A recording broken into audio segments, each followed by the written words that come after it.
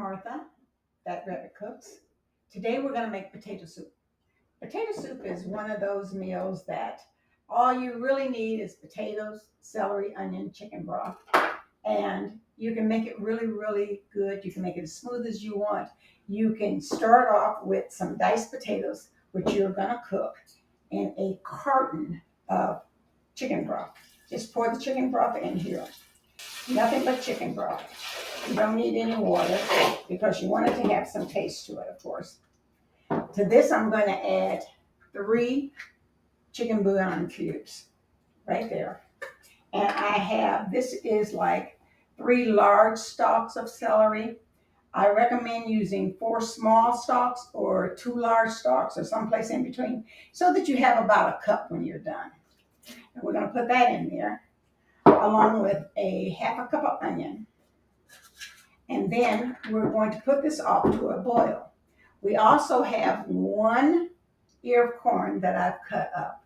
And we have some parsley that I've already cut up. But this is going to go in after the potatoes are just about done.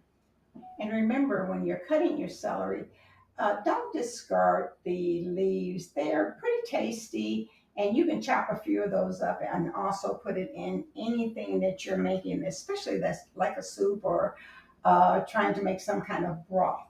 And remember, the reason that you did not hear me add salt is because we're using chicken broth, which is already a little salty.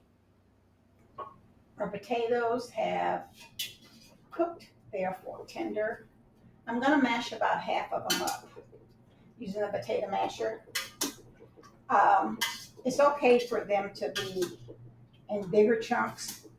To this, I'm going to add, optionally, is the 1 ear of corn cut off the cob. I really like that because it gives it a smooth taste. It also gives it a little sweetness. So you want to do that.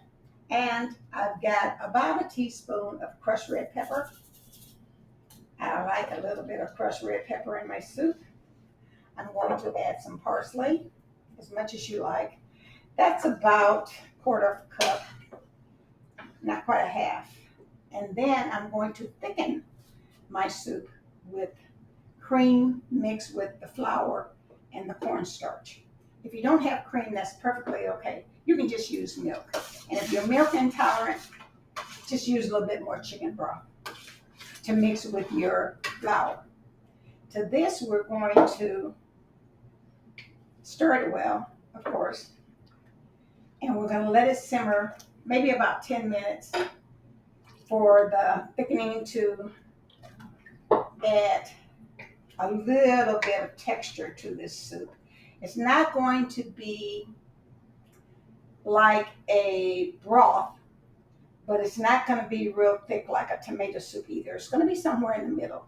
And after we have cooked this for about 10 minutes, we're going to serve it with some bacon. One of the things that I like to add is I love green onions, so I usually take 1 or 2 of those and also add them to my pot. Now to this, we're going to put back on the stove and we're going to let it cook an additional 10 minutes until it thickens. The potato soup is now done. I have put some in these bowls here. I like to put it in a wider bowl because to that you're going to add a couple of pieces of bacon. Everybody should get a couple of pieces of the bacon that you're just going to crumble on the top. Okay? And you're going to serve that with, of course, a nice piece of cornbread. And if you prefer, you can always use crackers.